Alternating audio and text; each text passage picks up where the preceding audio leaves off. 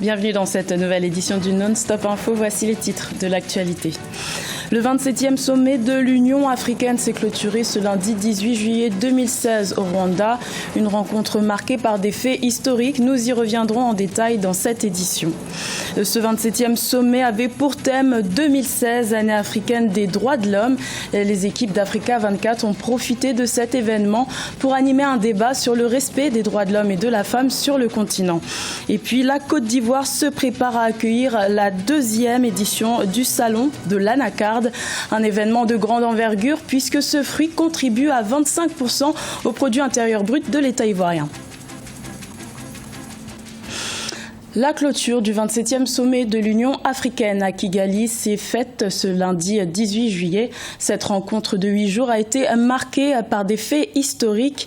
Le passeport africain a été mis en circulation et le principe d'une taxe sur les importations pour le financement de l'organisation a été adopté. Un reportage de notre correspondant au Rwanda, Olive Adjakotan. Le 27e sommet de l'Union africaine du 10 au 18 juillet 2016 à Kigali au Rwanda restera l'un des plus importants dans l'histoire de cette institution. En effet, les travaux de cette rencontre continentale ont permis de prendre des décisions fortes. Outre le report de l'élection à la tête de la Commission de l'Union africaine, c'est à Kigali par exemple que le passeport africain a été mis en service, l'autofinancement de l'institution a été approuvé par les chefs d'État et le Maroc a ouvertement manifesté sa volonté de réintégrer l'institution panafricaine.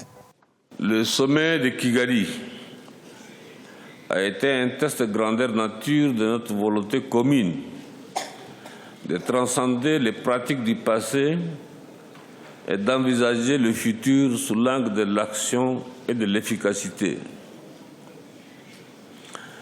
Je me félicite de tous les actes forts et exemplaires de nos assises. L'Éthiopie sera le prochain pays hôte du 28e sommet de l'Union africaine en janvier 2017 à Addis Abeba. La jeunesse sera au cœur des discussions. Plus de la moitié de la population du continent est jeune et cette frange de la population veut saisir cette occasion pour aborder les questions importantes pour son rayonnement.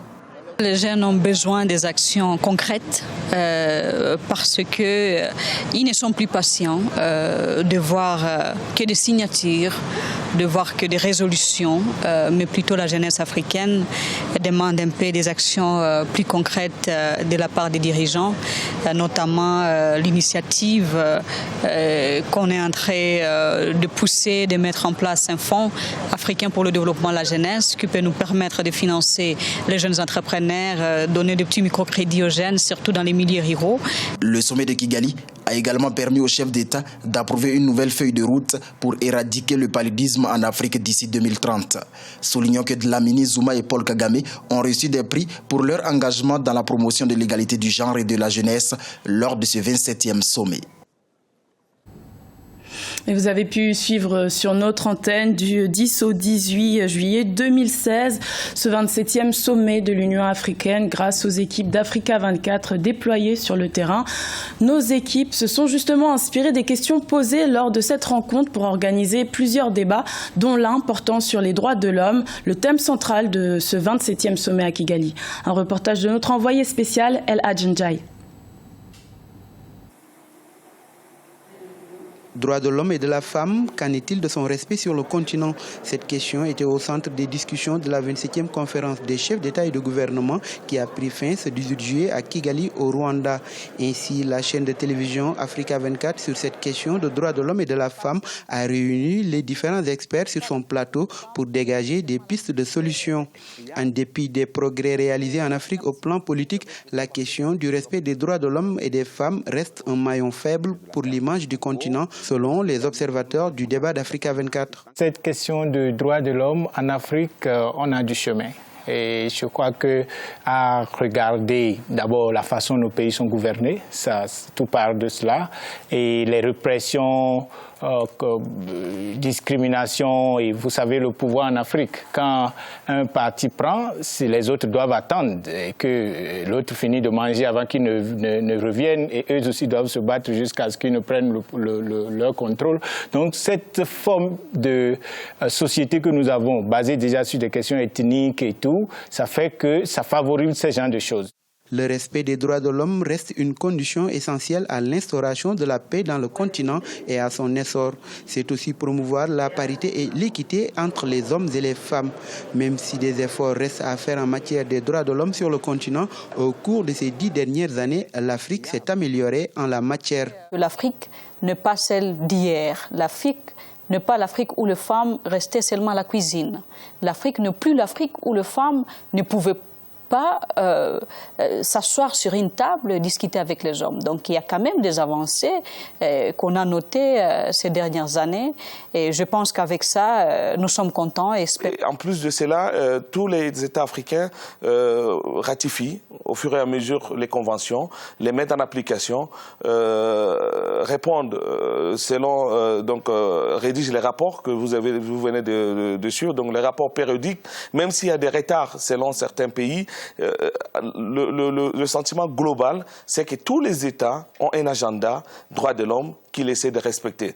Ce dernier débat de la chaîne de télévision panafricaine Africa 24 qui s'est tenu ce 18 juillet sur les droits de l'homme et de la femme marque la fin de cette série d'émissions depuis Kigali dans le cadre du sommet de l'Union africaine.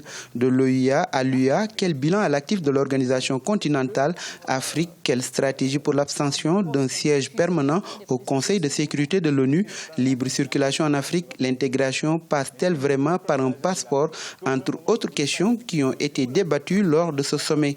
La chaîne panafricaine a fait vivre à ses différents téléspectateurs pendant plus d'une semaine les temps forts de ce sommet. En Côte d'Ivoire, la transformation de l'anacarde constitue l'une des priorités du gouvernement et c'est dans ce cadre que les autorités préparent activement la deuxième édition du Salon international des équipements et technologies de transformation de l'anacarde qui se tiendra en novembre 2016 à Abidjan. Un enjeu de taille pour le premier pays producteur mondial de l'anacarde avec 700 000 tonnes par an. Oumou Kalsoumba. Abidjan, la capitale ivoirienne, abritera du 17 au 19 novembre 2016 la deuxième édition du Salon international des équipements et technologies de transformation de l'anacarde. Sous le thème « Une industrialisation de la filière anacarde citoyenne pour une Côte d'Ivoire nouvelle », le CIETA a pour ambition de soutenir le développement et la vulgarisation des technologies de transformation locale de la noix de cajou. Les initiateurs de l'événement prévoient d'organiser des conférences, des expositions afin d'améliorer la productivité des entreprises de transformation d'anacarde.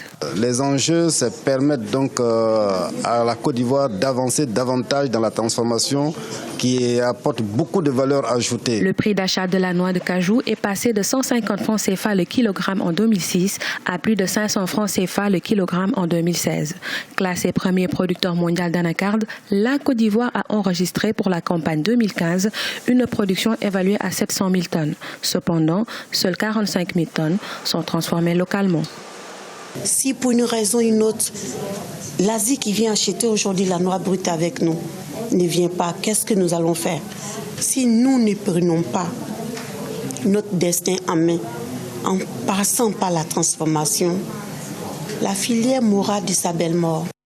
L'État ivoirien affiche sa ferme volonté de faire en sorte que 100% de la production de noix de cajou soit transformée dans le pays en 2020. Pour atteindre cet objectif, les autorités comptent mettre à la disposition des acteurs des équipements qui leur permettront de produire, de transformer et d'exporter pour accroître la valeur créée localement. Au Niger, un programme pour promouvoir l'utilisation des données aérospatiales a été lancé par la NASA et l'USAID. Les images satellites et les données de ce programme devraient permettre de prendre de meilleures décisions concernant la sécurité alimentaire, les changements climatiques, mais aussi la gestion des sols. Le lancement de la phase pilote devrait durer 5 ans. La deuxième édition du gala de boxe Uppercut s'est tenue à Cotonou au Bénin ce dimanche 17 juillet 2016. Un rendez-vous sportif pour promouvoir cette discipline dont le succès est florissant dans la sous-région. Une occasion également de redorer le blason de la boxe béninoise. Un reportage de notre correspondant au Bénin, Leftiounou. Les pugilistes béninois et ceux de la sous-région ont célébré la boxe africaine.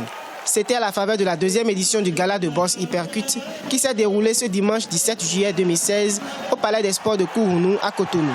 À travers 10 confrontations, Les boxeurs des catégories minimes, amateurs, néo-professionnels et professionnels ont révélé leur talent au public présent.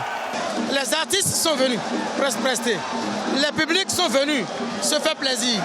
Des jeunes boxeurs sont venus s'exprimer et des néo-professionnels sont venus et les professionnels aussi sont venus s'exprimer.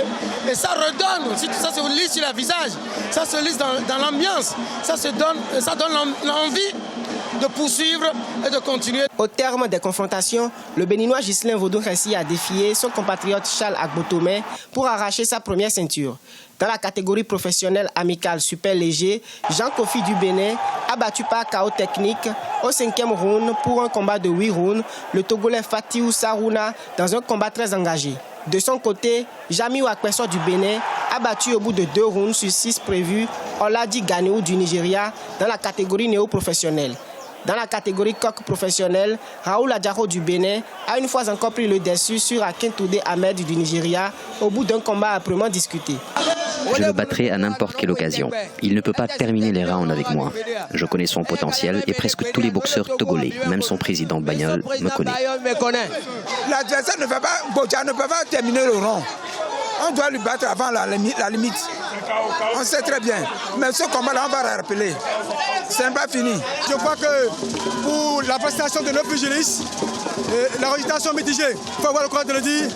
Ce n'est pas encore ça ce que nous voulons, mais avec le temps, nous allons perfectionner les choses pour revenir en force. Le gala de boxe Hypercute prend ses marques. Le jeune promoteur Edgar Adoukonou a reçu un certificat d'honneur décerné par la WBF World Boxing Foundation. Les organisateurs entendent continuer dans cette dynamique. Les regards sont désormais rivés sur la 3e édition annoncée pour décembre 2016. C'était le journal de la rédaction. Merci de l'avoir suivi. L'information continue sur Africa 24.